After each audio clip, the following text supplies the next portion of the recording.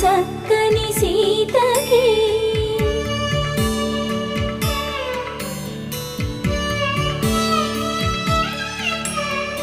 ఎర్ర జాబిలి చేయి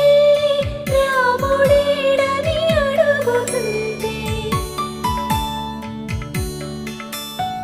చూడలేదని పెదవి చెప్పే చెప్పలేమని కనులు చెప్పే నల్ల పూసైనా